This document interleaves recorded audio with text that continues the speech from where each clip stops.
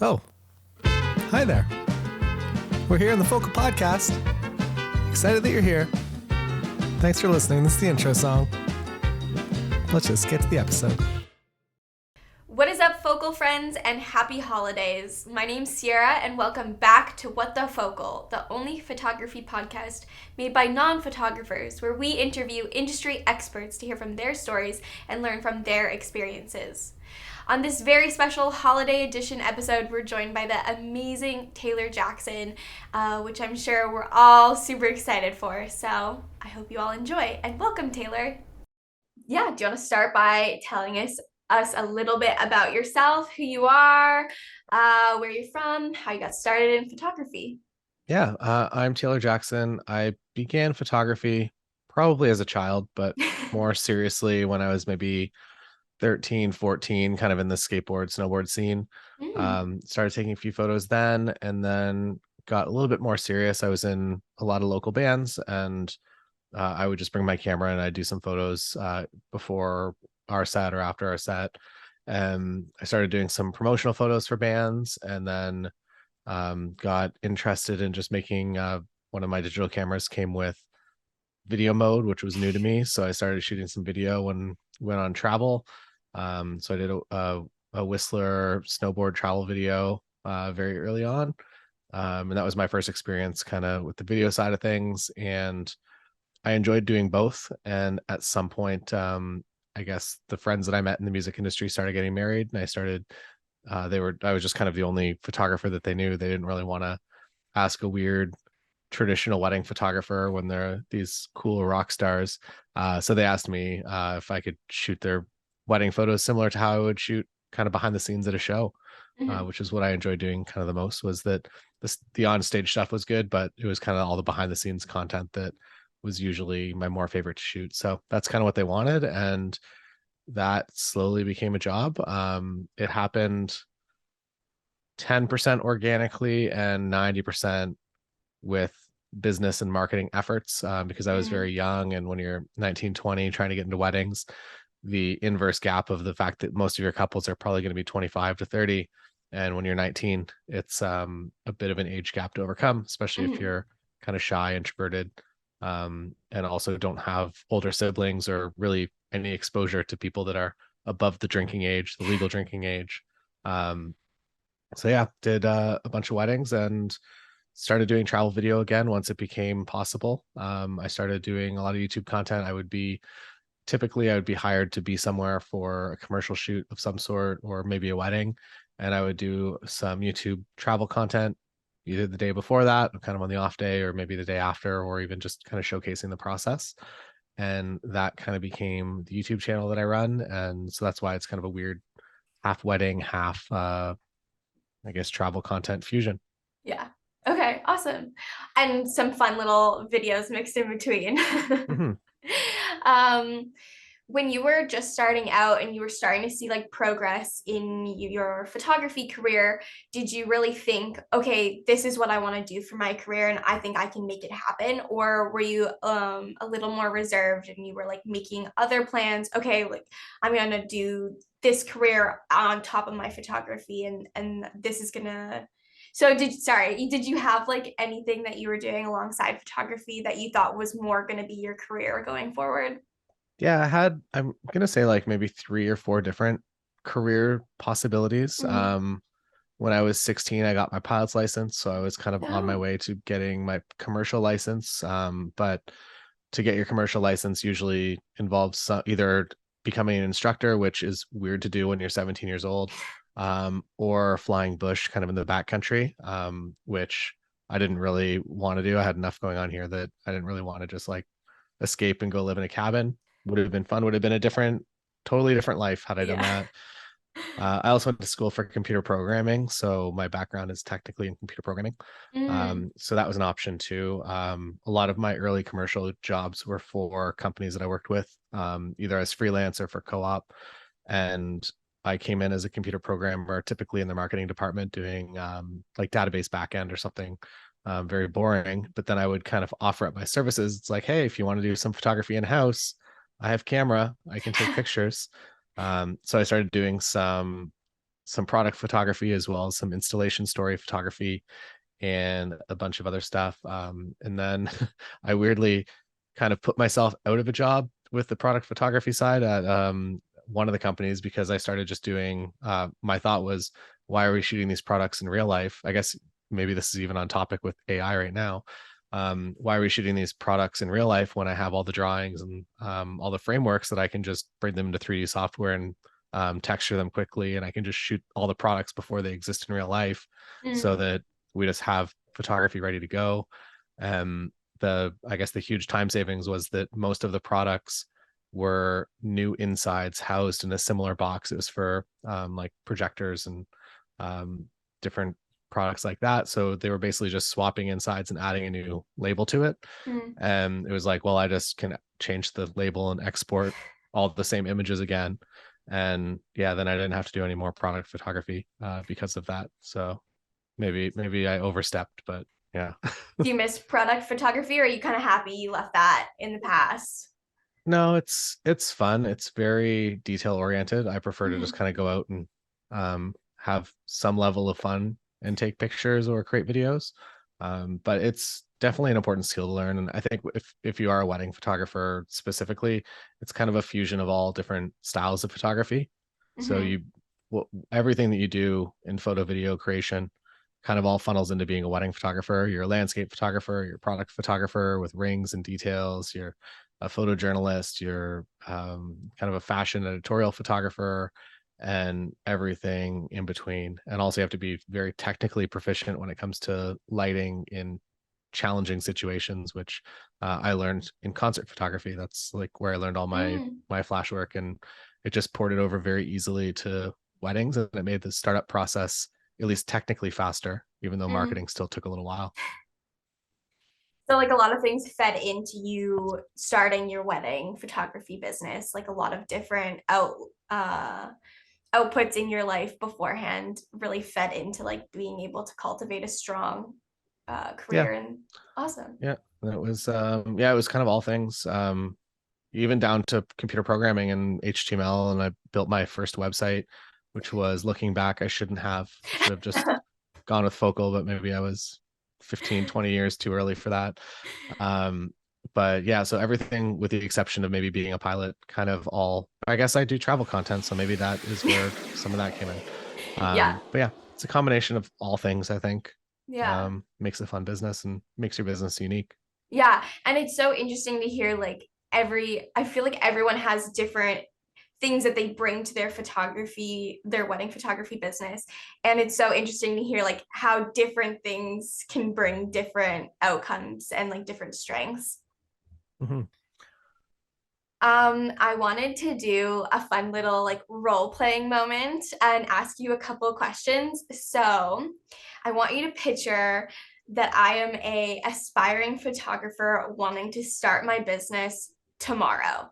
And I wanted you to walk me through what you think I would need to know and what I would need to do to get started tomorrow.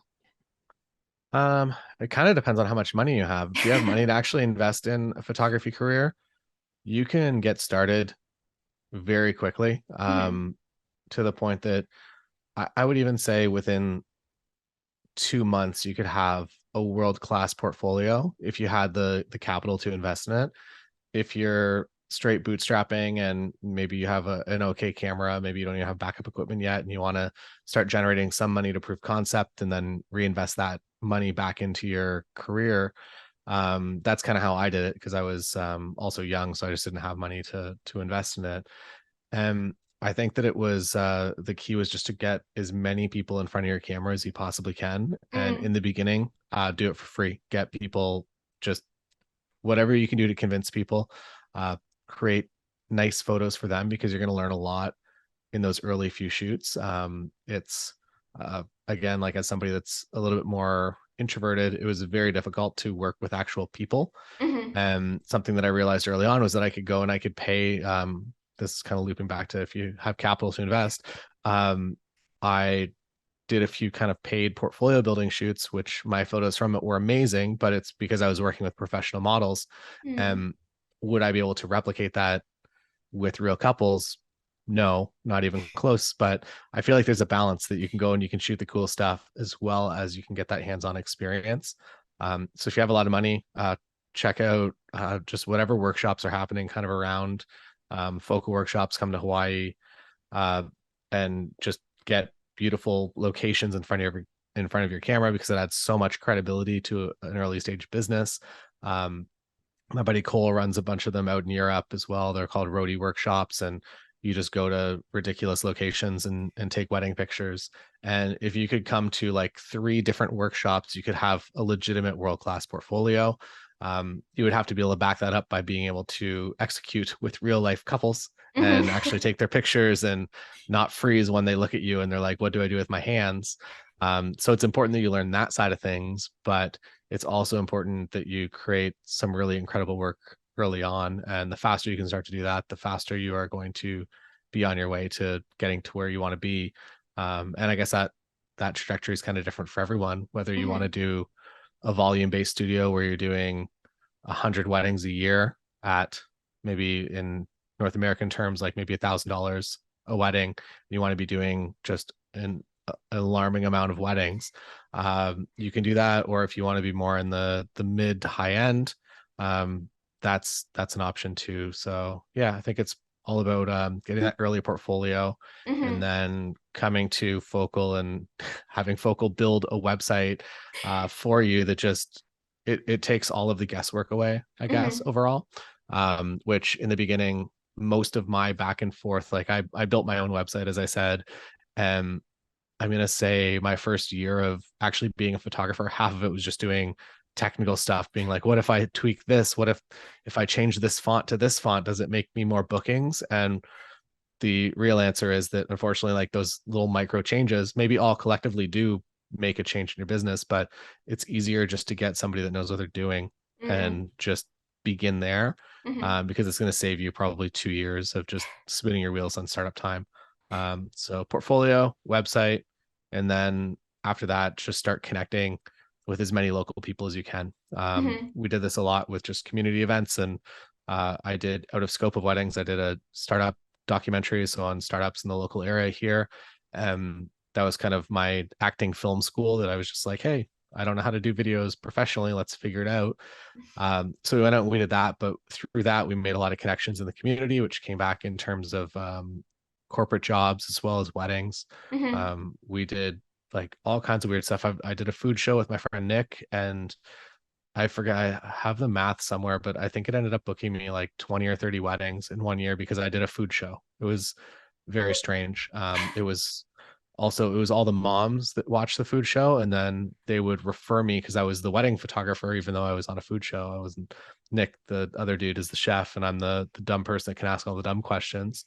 And all the moms watched, like our target market was literally Facebook moms, and they told all of their sons and daughters to get in touch, and the sons and daughters looked at my work and they were like, oh cool, like this guy's actually good, and that's nice. So over and over again, for this was a few years ago now, but for those kind of 2 or 3 seasons surrounding that show, it was every wedding, I think it got mentioned. So I think there is power to getting out there in your community and doing creative and interesting work. And Yeah. that weirdly kind of funnels back to you. It also gives you content to post about and to talk about on the internet as well, Yeah. which is equally as important in the beginning. It's funny because you're not the first person that's told me to get in with the Facebook moms. Yeah. The Facebook moms is the target audience you want to be getting in with. Mhm. Uh, um, Going back to kind of what you talked on earlier about how you really had to market yourself, what is some of your tips besides like getting involved in the community about how to gain more clients and how to market yourself to your community? Yeah, I think it's pretty clear that every social platform is all about video. So I think Mm-hmm. it's about building as many kind of behind the scenes pieces of content that you can. That's I would say a huge thing for me. Get a promotional video as soon as you can as well. To just script something out and go film something and use some B-roll from real weddings if you have it, or just overlay images if that's all you have and it's winter where you're at and Mm-hmm. you can't get out there and shoot. But build something that's video based. And if you're not comfortable in front of the camera, just do voiceover, write something, get a good microphone or a decent enough microphone and make a nice voiceover to at least initiate some sort of further connection with couples. Because if you only have a website and that's all you have, it's probably gonna bring you some work, but in comparison, if they're at somebody else's site and they have a promotional video, they're going to be a little bit more connected to them. They're going to feel a little bit more. I don't know if it's just professionalism. Maybe it's not professionalism, but it's more of just kind of a connection that you Mm-hmm. have actually kind of talked to this photographer, or you've heard them speak, that they're a real person, and it adds kind of that one trust indicator. Mm-hmm. Um, and then in terms of other marketing things, I think it comes down to most couples finding out about you from multiple different points of contact. So if they come across your website one time, maybe they'll inquire, maybe they won't. But if they see and maybe a paid ad on Instagram and they come to your website from that, and then they're at a venue and the venue you're on their preferred vendor list and they recommend you, and then maybe one of their friends is like, hey, you should check out this person, they're a great photographer for your wedding. And by that time that third point of contact comes around, they are going to be very, very likely to book with very little questions. They're just going to kind of feel like, oh, like we Mm-hmm. trust this person, we like this person. I don't know why, but they seem like the right fit for us. So yeah, I'd say that.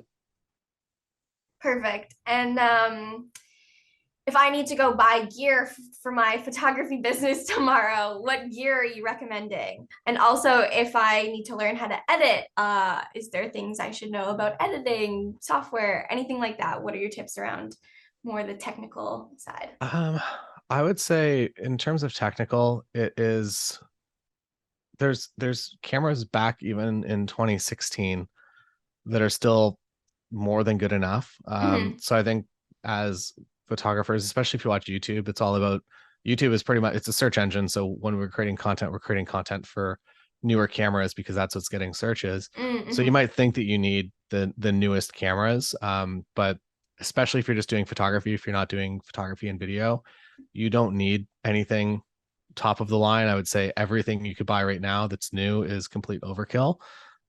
So fortunately, that means that you don't have to spend as much money to get into the industry. You can also buy backup equipment as well. That's great. I don't know, it's backup equipment that I shot weddings on as my main camera body. So technically, it doesn't really matter. I wouldn't say what brand you go with. Mm-hmm. That everyone has something good to offer. And it's kind of just about price point, and also I guess the physical as well. That a company like Fuji makes generally smaller cameras, and if you prefer something smaller, um, go with that. If you're maybe a little bit more into landscape photography, there's different choices for that. And then some, I guess most companies have, I guess this is all like your interests outside of just weddings, but most camera companies have good options for like wildlife and sports and everything too. So just kind of find the path that's right for you in terms of gear. But yeah, don't stress about getting the latest and greatest of Mm. everything. I think that's one thing that I don't know. I still feel that I need to upgrade things when I clearly haven't really had to upgrade anything in multiple years at this point. Yeah, I think we all have that like urge to always buy the new thing though. Mhm. But that's a great tip. Would you recommend like renting gear also, or is that something you try and steer away from?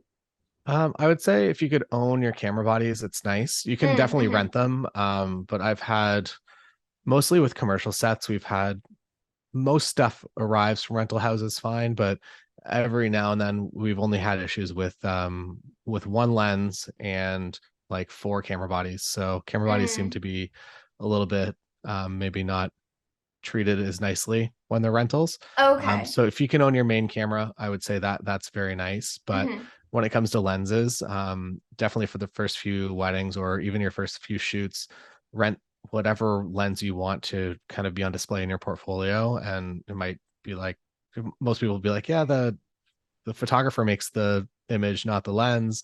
But the lens does have a pretty good input into the aesthetic look of the image. Mm-hmm. And if you can have something like an 85 1.4, um, and you don't own it, and it's maybe a $2,000 lens, and you can just get one for the weekend for $50, it is an incredible investment into your portfolio and just how good everything's going to look. And it'll also kind of teach you a little bit about what focal lengths you actually enjoy and what you don't before you've Hmm. actually invested into that piece of gear.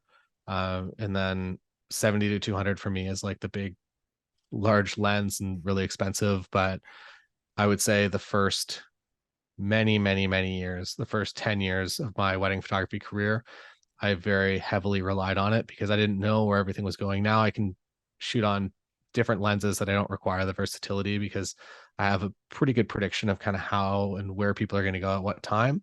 But for the first few years, especially doing weddings that I was unfamiliar with, like I had never been to a Greek Orthodox wedding. They can give me kind of a breakdown of, hey, here are kind of like the key things. But if you're able to zoom around and also zoom around in very dim light, it unfortunately costs you money to be able to do that in terms of Hmm. glass. So yeah, rent whatever you think you might want, and maybe you connect really well with something, maybe you don't, and that's fine. There's no specific wedding kit for everyone. I don't think. It's kind of whatever um, makes you the most makes the most sense workflow wise, and also kind of makes you the most inspired to get out and shoot. Hmm. Okay. And then with editing, how do I learn to edit my photos?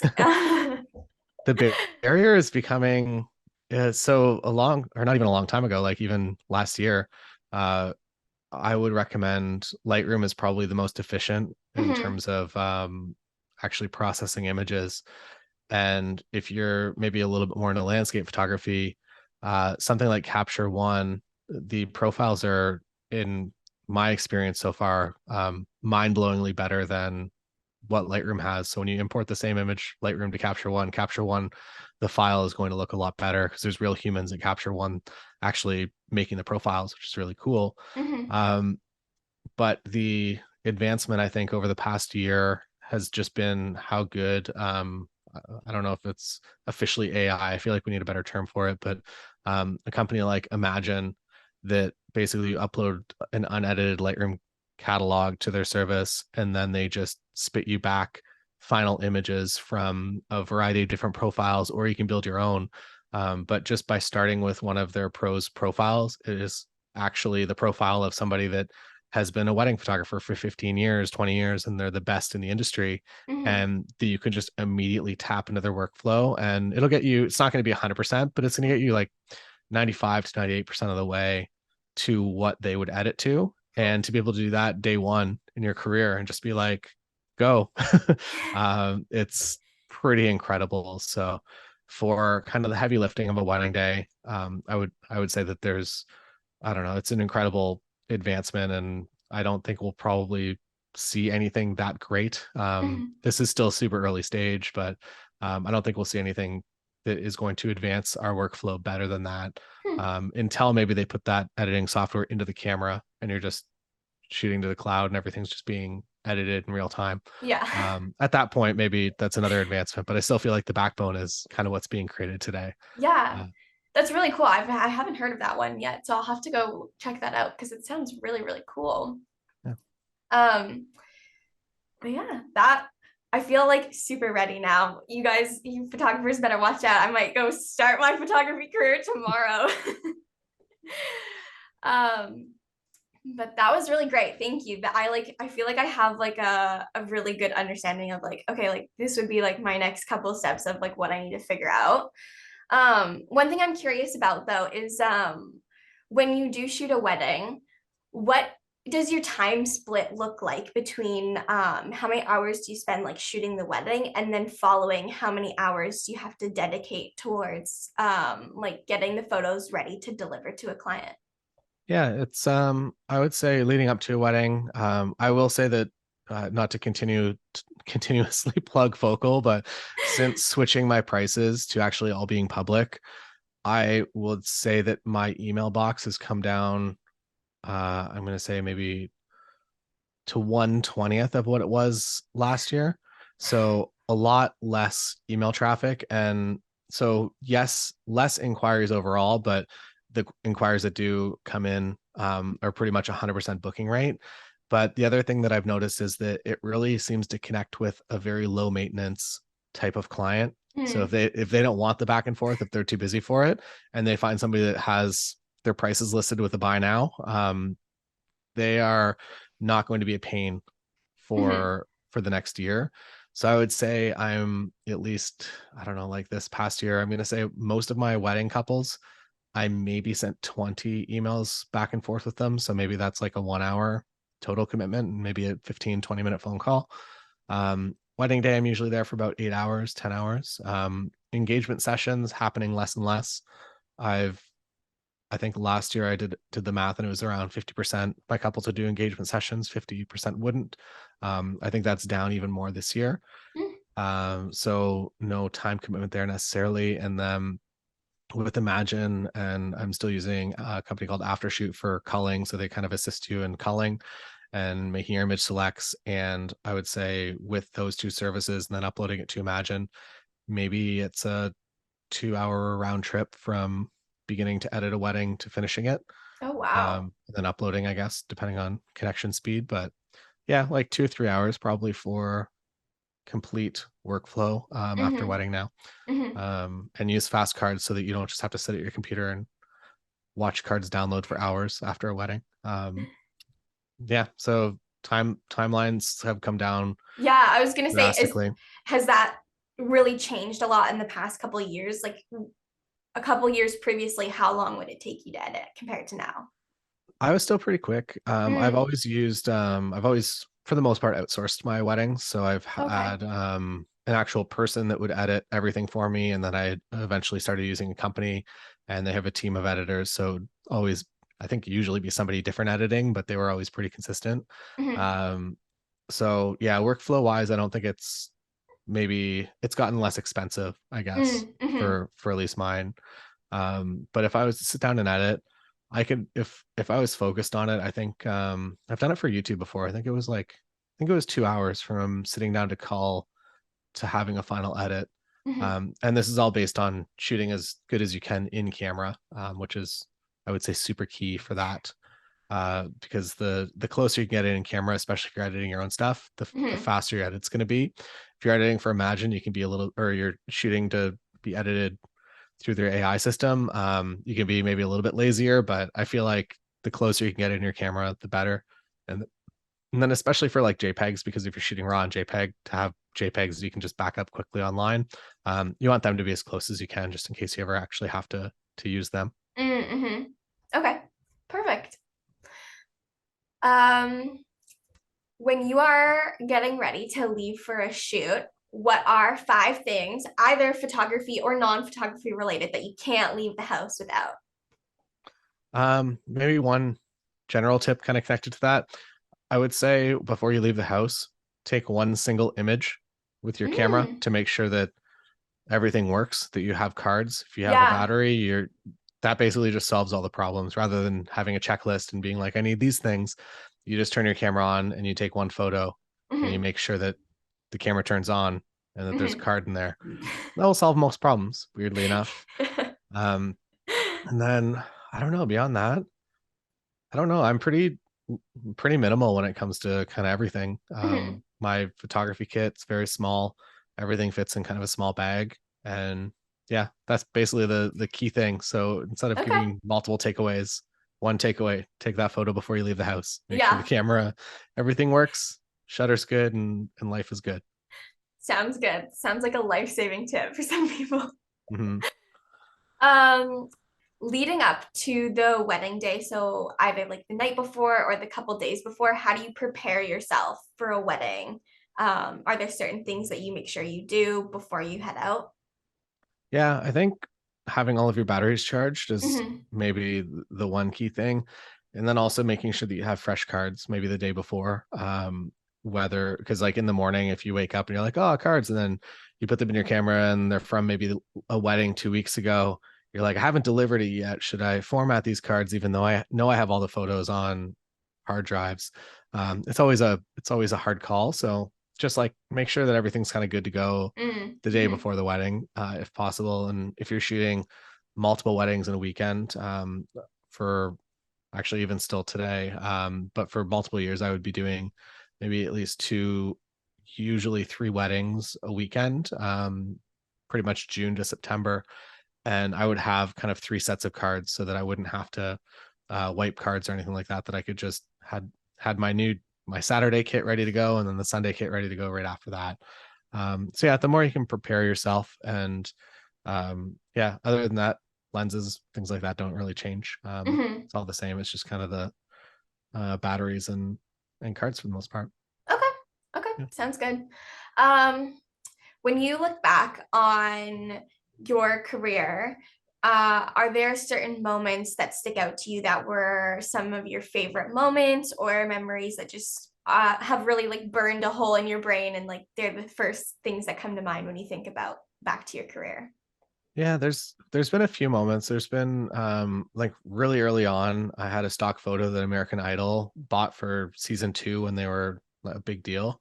Mm-hmm. Um, so that was pretty cool. I definitely milked that for a long time as my credibility indicator. It's like I might not be good at weddings, but look at what American Idol bought off this random website. They didn't commission me to do it or anything, but they used it and it was on billboards for a bunch of years, or at Cool. least that season, and then they used it on TV a bunch of times. Um, yeah, so that was kind of neat. Beyond that, I feel like it's just kind of all the first cool experiences, and a Mm-hmm. lot of them are kind of around travel. Like first destination wedding you book is really exciting. You really want to do a Mm-hmm. good job of it. And the first time that you know that a wedding that you're shooting is likely going to be published, whether it's a local wedding magazine or we had a wedding in Italy this year that was published in People magazine. Oh, Um, wow. when you know you're shooting for something like that that has that potential, Yeah. um, it's also really, really neat to know that your work is going to be actually something that kind of mainstream media uses, which is not usually a thing for Mhm. weddings unless you're kind of specifically in that celebrity market. Yeah. So what was your thought like when you found out that your some of your photos were going to be shown in some of the magazines? Were you like wow, like did you oh, so what I'm trying to say is like do you ever feel like imposter syndrome or do you just feel like an immense amount of like pride in what you do? What are kind Yeah, of the feelings around that? it's pretty much always imposter syndrome, I think. Mm, I mm-hmm, think most creatives will agree with that mm-hmm, no one, even like I talked to some of legitimately the best wedding photographers in the world, and none of them feel like they've made it. They feel like they've done like some cool stuff, but they don't feel like, or maybe I haven't met them, or maybe they're just not being honest with me. But I feel like no one really ever feels like they've made it or that they've really like truly deserving of something. mm-hmm, I always, at least maybe it's also the time delay with weddings that usually, unless it's being published like the next day, that whatever you did was probably 2 weeks ago, 3 weeks ago, a month ago. So you're kind of already on to the next thing. So you're not mm, really thinking too much about kind of the past, or maybe that's something that I'm wrong about, but I tend to always be on the next project right. rather than focusing on kind of what I've done in the past. Mm-hmm. So when you like start to feel those like feelings of imposter syndrome, are there things you try and say to yourself or like how do you try and move past those feelings and like feel confident in your business that you've built and the career that you've created? I think it's just keep creating and keep working, Mm-hmm. and as long as you kind of stay busy, and also kind of knowing the direction that you want to bring your business. And Right. it's also helpful that if you know that you're not building the same business as somebody else, so if you can kind of at least mentally separate from that Mm-hmm. and know that you're doing your own thing, and when you create something and you put work into your own business, that it's going into the direction that you want it to be going in, and you stop comparing yourself to everyone else in town. At that point I feel like it becomes a lot less stressful to run a business. So I'd say that would kind of be one key tip. Just run your own race and focus on your own lane. Okay. Yeah. And so obviously you mentioned that you travel a lot for both your YouTube and for your wedding photography. What are some of your favorite places that you've gotten to visit and like just yeah, I would love to know some of your travels and what you loved to go. Yeah, I have a few different favorite cities, and anytime I'm in any of them, I will claim that it's my favorite city in the world. One is Queenstown, New Zealand. Hmm. It's I think I first went there in 2008, and the entire city has dramatically changed a lot. So maybe locals wouldn't agree that tourism. They obviously agree that tourism is awesome, but um, some people might push you away from maybe visiting there. I'm not sure. Hmm. But it's a very, very beautiful place. All of South Island, New Zealand's amazing. Um, Tokyo is probably my favorite major city. Japan in general is also an amazing place to visit.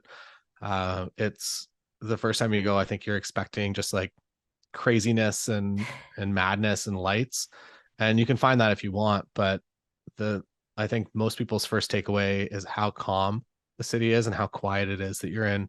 Oh, I think wow. it's the largest city in the world, or at least because it's gigantic in terms of what they consider to be Tokyo. Hmm. Uh, but it is just calm and quiet everywhere. You feel like you're in like a residential neighborhood in the middle of the mountains, and there's no one around, yet you're within a 5 minute walk of like a quarter million people. Um, so it's really, really cool. And just, I don't know, experiences there. And also, if you're coming from North America, you're kind of on a time flip where you're probably, I guess, depending on time zone, but you're probably about 12 hours off from home. Hmm. So it's also really mentally relaxing that everyone is awake and working while you're sleeping, and you're just not getting like notifications like you would normally get on your phone throughout the day, or Yeah. your Apple Watch isn't buzzing, that it's just, you kind of get some calmness. So Yeah. I like it for that. That's I've never heard that, and when I picture like to Japan, I think like crazy busy. So that's really interesting to hear. And Mhm. we obviously see you travel so much, like here in the office of Focal, and we see like all your adventures. And one of us is coming up with questions. They were helping me brainstorm questions, and they wanted to know: do you feel more homesick when you travel, or do you feel more travel sick when you're home? I don't know. I like both. I'm home, even though it does look like I travel a lot, I'm home quite a lot. And when I'm home, Mhm. like I don't really leave the house. So it's comedic that I own a car for some reason. Yet if I'm home, with the exception of wedding days, I don't go anywhere. I am just usually here. So I feel like I'm either very much at home or very much away. Mhm. That there's no real kind of in between. Um, but I don't know. I We miss our dog a lot whenever we travel, so we want to Oh see our yeah, dog. yeah. I would say that's kind of the main thing for Mhm. us. Um, How long of a stint can you like go at home before you get like an itch to travel again? I don't know if there's I feel like it used to be, I maybe there's different phases in a business that when you start working for yourself and you have kind of that unlimited time freedom, Hmm. that you can go and you can operate your business from wherever. I feel like for a bunch of years I very much took every opportunity to go and do that. And now I feel like that I've been doing that for so long, and I've kind of done the we'll call them useless trips where you just go to LA because why not? Because you found an Expedia deal and it was $300 and it included hotel. Um, I've done that a lot, and now I think anywhere we go, it has a very specific purpose or a business Hmm. purpose.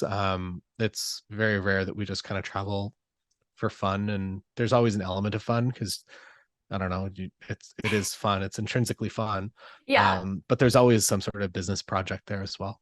Okay. Okay. Um, what is one thing that people are usually really surprised to find out about one of your businesses? So either your YouTube side or your wedding photography. Yeah, I don't know if there's any like real surprises. Mm. Most people when they meet me, they're like, "Wow, you're a lot quieter than I thought you'd be." And it's like, "Yeah, I'm just normal person." Um, so maybe that's surprising. Maybe also surprising is that I do kind of run these businesses publicly, but then I also have other a lot of investments and kind Hmm. of VC stuff that goes on behind the scenes as well. That a lot of the money that I'm making in weddings is getting funneled into. So it's not just that I'm not just a surface level business owner. It has kind of a lot going on behind the scenes. Yeah. So maybe that's surprising, or maybe it's not, because I talk about it a little bit on online. But yeah.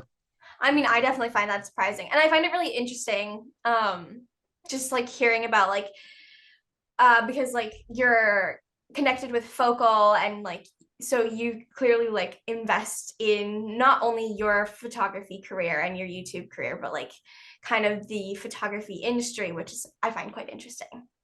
Yeah, there's a lot of opportunities, and it's, I don't know, everyone's like a weird collection of different things, and how you apply those different things to business, I feel like makes a unique thing. And uh, for sure with Focal, it was a very, very kind of weirdly perfect fit that I feel like you don't ever really find. Maybe you find that once or twice in a lifetime when it comes to a business. So yeah, I'm really happy that everything worked out, and timelines and everything were like weirdly perfect the way that everything kind of came together. So Yeah. yeah. But on that, I would really like to know what really made you want to work with Focal and like what drew you to become like um, invested in the company and you're a big part of um, kind of the big projects that we do. And so what made you want to join us? I think it was mostly that so it was also weirdly based. The guy that reached out to me was actually somebody that lived in Waterloo here for a while, and he was Mm, a radio station manager, or he was managing a talk show that I was on. So him reaching out, I feel like, was that a massive credibility indicator already. mm-hmm, And then when I kind of researched at least what was already done and what I could see kind of coming in the business was kind of, if I would have had the time, would have been pretty similar to what I would have built out. mm, I just didn't have the staff developers. I was already running way too many businesses to even try to take that on. Um, but it really would have been a company that I would have tried to build, mm-hmm, and to be able to kind of come into that and lead more of kind of the marketing direction, or at least by doing like when we kind of first started, I think we did a video every day for a month, and in last this oh, it's only been a year. This this previous January. Um yeah, by doing that, I feel like it had a pretty good impact, and I figured that it would have a pretty good impact on the company. And yeah, so it was a weird perfect fit, and I feel like I kind of had a role, and it's also cool that that role can kind of be almost whatever I want to make it. mm-hmm, And that the whole team is open and receptive to just ideas. And I think everyone kind of understands that there's kind of like any business, a wedding photography business, or a tech business, that there's no real rules to it. That there's obviously like laws, but there's no rules to how you operate it, what direction you go. mm-hmm. Um, and there's also with that, there's no right or wrong answers a lot of the time either, which is stressful. That you're like, I don't know if this is right. It seems to be working. It seems to be Yeah. making people happy. So yeah, it's a lot of guessing and a lot of educated guesses, I guess. But yeah, it's been a Mm-hmm. lot of fun. Yeah. And we've loved having your ideas. So some I don't know if people would like know this, but you come up with some of the craziest ideas that are so fun to just like execute on. And we like hear them in the office and it's like so creative. Yeah. Um, but I would like to know kind of when you were starting your own businesses, if there was challenges that you faced or if there was like moments that you found really, really tough and made you maybe not second guess your career choices, but like made you not as excited or like you had to like reframe your mindset to continue on. Yeah, I think with any new wedding photography business, unless you really have kind of a very fortunate entrance into the industry, you're going to be doing a lot of weddings that are not fun, and you're not really respected as an artist. You're definitely someone there Mm, just to hit the button and give them the JPEGs. And I feel like for that part of a career, it's not very fun. At some point, I feel like in the beginning, it's maybe 6 out of every 10 weddings that you're shooting are that you're a button pusher, and then there's like four that are really fun.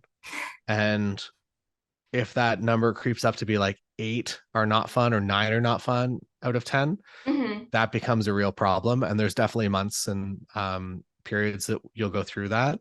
But then mm-hmm, you'll get that one awesome couple, and you'll be like, no, this is great. I just need to like shoot more of this. And at some point over your career, it starts to level out and kind of go the opposite direction, where in those 10 weddings, maybe you're shooting one or two that aren't your exact ideal couple fit. mm-hmm, They're still fine, and like you can still get by the day, but sometimes it's a little bit stressful. But I feel like that's when you really start to enjoy the business. So I think that's kind of the big thing that I would suspect, or at least most people that I talk to, they've kind of all gone through that. They've been through wedding Mm. after wedding after wedding after wedding that they're just not excited with. And then they shoot that one and they're like, no, this is great, let's do this, like I'm so excited. um so yeah, that's I think a period that goes for most of us in weddings. It's that's Mm-hmm. pretty hard. And then another period, I was kind of working. I was at an Outback Steakhouse, so I was a server.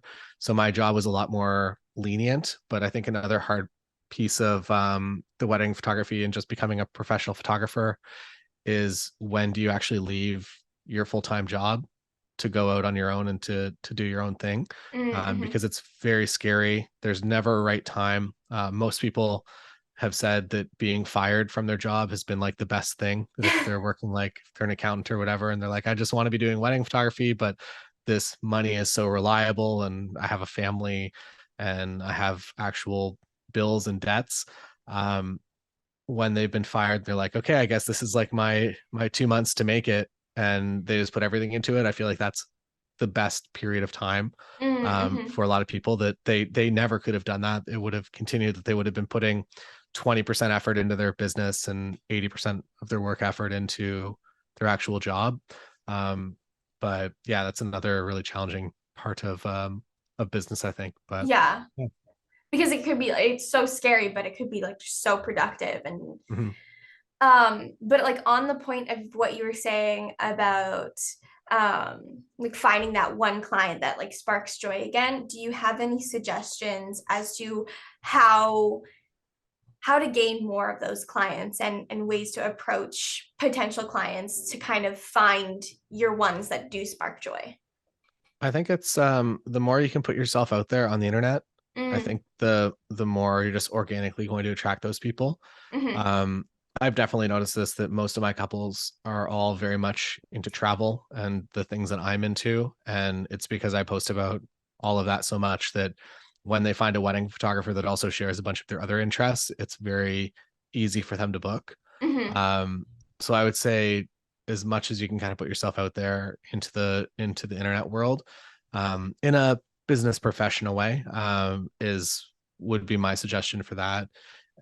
It's I don't know. You also kind of have to balance it with where you're at in your career. That if you're already having a very stable business, you can shoot 30 or 40 weddings a year, you're able to be a little bit more choosy as well. mm-hmm, And you can kind of identify who is going to be your ideal couple.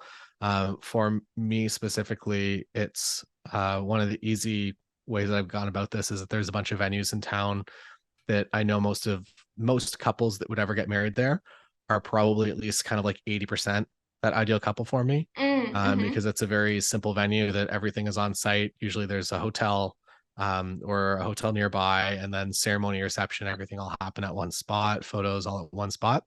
Um, if they're the type of couple that would want that easy logistical day, they're likely probably somebody that I would get along with. Whereas in the past, I worked in Toronto a lot. I'm like an hour outside of Toronto now that I work in this area. But when I worked in Toronto, it was like we would go downtown for a church and then we would drive an hour north to the reception venue and we'd stop at two gardens along the way, like on the waterfront or something. And it was logistically just a really stressful day. Every day was like 12 to 16 hours because there's just so much driving. And now when couples find everything kind of at one spot, that's my ideal venue or my mm-hmm. ideal day flow. And I'm happy to talk about that. And I think I made a wedding planning guide a bunch of years ago that kind of really solidified that I was like, yes, this is my perfect wedding day. And people that agreed with it, they were like, yeah, this sounds awesome, like we'd like to book. Yeah. And people that it does not agree with, and that they're like, we want that weird day where we travel to 25 different places for photos and we have a 6 hour photo shoot. They are just they'll just reject that. They'll be like, they'll read that and be like, nope, this is not our photographer. And that's totally fine too. That Yeah. kind of helps keep us apart. And there's somebody that's going to be for them that's going to want to set up like off camera lighting and spend that time in the park and do that shoot with them. Mm-hmm, For me, it wasn't really what made me happy. So mm-hmm, focus a little bit more on what makes you happy and put yourself out there and organically, mm-hmm. hopefully those couples will find you. Yeah. And like stand your ground, it sounds like. Yeah. Really. Yeah. Yeah. And it takes years. Like it's not like you're going to identify red flags and couples that Mm-hmm. are not your ideal, like year one in your business, but Yeah. by year 5, you'll have had enough experience. So you'll be like, something's just not right here.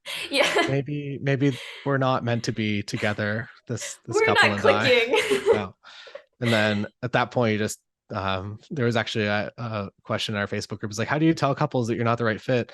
And my answer is just tell them that somebody else booked. That it's like first come first serve dates. And sorry Mhm. that somebody else came in and grabbed the date. Yeah. So, as of right now, everyone that we've had on our podcast has at some point in the podcast said they love you, Taylor. That's weird. There's big fans. They see you as a role model. So how do you feel about being perceived as people's role models? Do you like having that feeling? Does that weigh heavy on you? What are the emotions around that? I don't know. I think it's the same as that you kind of create stuff and you keep moving forward. I don't think about that too much. I want people to be successful, and especially the people that follow the channel and subscribe to the courses website. I do the best I can to kind of put out good information. Mm-hmm. But I feel like I don't know. I weirdly feel like the courses and the instructional stuff kind of just stands alone. That they can be a fan of the instructional stuff, but I don't know. Like it feels weird that anyone's a fan of me. So um, I don't know. It's cool to meet people and that to know that I've actually had a legitimate impact on their business. There's Mm-hmm. been a few people that have had some pretty incredible stories that they had gone from being fired or something like that to running a multi-million-dollar studio with a bunch of different photographers within like a very short time frame. Or maybe more common is just that like they get to live kind of whatever life that they want, and now they get to go to all their kids' soccer games on weekdays, and they can be the chaperone at every school event because they don't work Monday to Friday anymore. Um, I think that's kind of cool. As well as Mm-hmm. just like most people message me whenever they go to Tokyo for the first time, and they're like, "You were right. I should have come here. Now I need to come here more, and it's really expensive and it's really far." Um, but yeah, I don't know. I don't try to think about it too much. I guess Mm-hmm. I just keep making stuff and put it on the internet and hope that people find it helpful.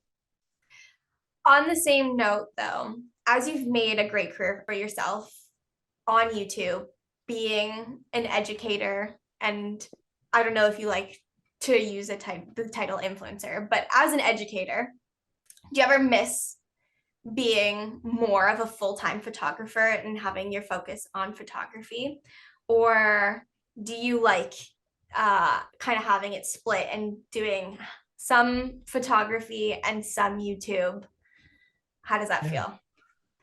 I don't think that I've done maybe like a few less weddings, but I feel like at my peak I was doing maybe 65, 70 weddings a year. Mm-hmm. And I don't do that much less anymore, but the Okay. the workflow has come down significantly. That I'm not going to say it's like on autopilot, but it's pretty much I've done everything so much that it's on autopilot as it can be. Mm-hmm. Not to like discount like the effort that goes into it, but I feel like I'm pretty efficient at Yeah. all aspects of the business now after being in it for so long. Mm-hmm. So it's no longer, I feel like, I don't know, like 10 years ago, it was probably a 60-hour a week job to run a studio that does that type of volume.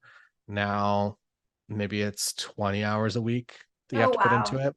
Um, and especially with kind of like AI editing and like all kinds of stuff that's going to be changing the industry, I feel like it gets a little bit easier in terms of time. Mm-hmm. So I kind of started doing other things just because I had the time available.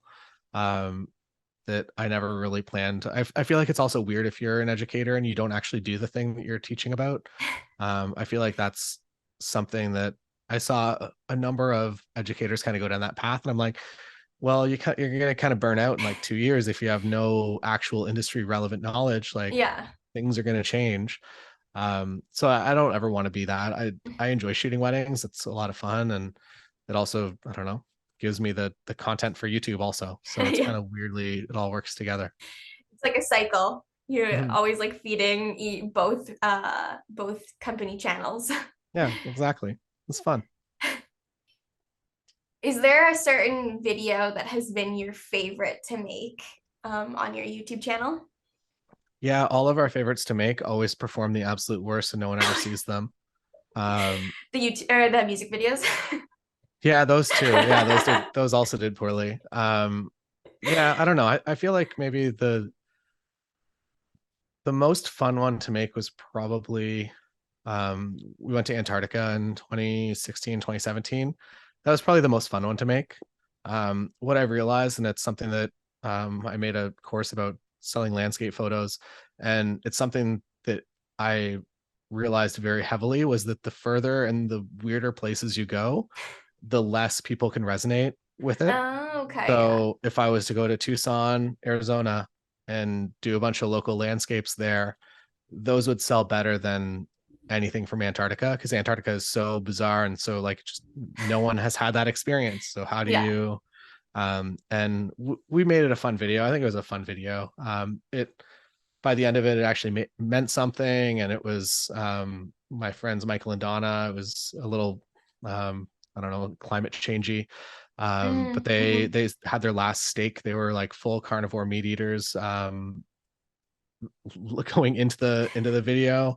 Then it's like an hour and 20 minutes long, I think. And by the end, so we started in Argentina where it's like the best steaks in the world. And then by the end of the Antarctica boat and seeing kind of how everything's changed just in the short time that the crew has been aboard the ship, Mm-hmm. showing us photos of like the glaciers and how much everything is receding and the fact that we were in shorts and t-shirts in Antarctica.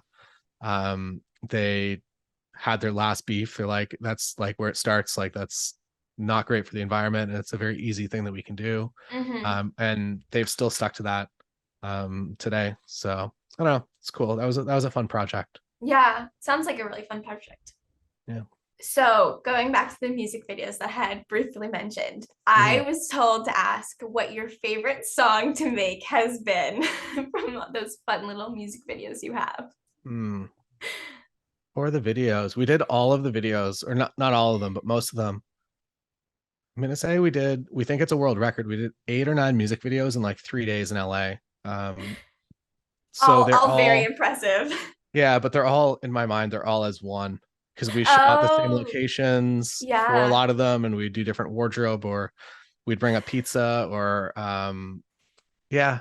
I don't know if there's like a probably the first one. The first one we did was a joke that my friend Matt Ashby accidentally started where he's a real estate agent and he was in I think he was in Qatar and he uploaded a like that he's always on the business and a photo of him on the phone onto Facebook, and I thought it was the funniest thing. So we coined this term "on the business," which is just anytime you're in a photo, you have to be on the phone and never making eye contact. It's always candid, and that became that first song. So I feel like that was the most fun one because it was an ongoing joke for like we filmed it over like 3 years of just random clips, and I don't know if anyone really got it, but it was funny for us. That sounds really fun. Anyone who hasn't watched them should look them up. They are, if you want to laugh, they are perfect. They are so fun, so enjoyable. Thank you. We love doing little viewing parties in the office of your music videos. That's great. Um, but I do have to ask because this is our holiday episode, and I feel like I would be shooting myself in the foot if I didn't ask. But do you have any gift recommendations for people to give either to photographers, from photographers, anything like that? Ooh, we should make a list A of little Taylor Jackson gift guide. yeah, we should make a list of things. I would say for photographers, cards are always nice, especially wedding Mm. photographers. My wife Lindsay has I don't have it near me, but it's basically this tub that just has slots for different cards. So she'll Oh, have okay. like 10 or 15 weddings kind of all in there. So she doesn't have to wipe the cards, and SD cards are getting inexpensive. And if you find a good deal on one, also these solid state SanDisk travel drives. Mm. I don't know officially what they're called. I think it's just SanDisk Extreme Pro Portable SSD. These are great for either at home or for traveling.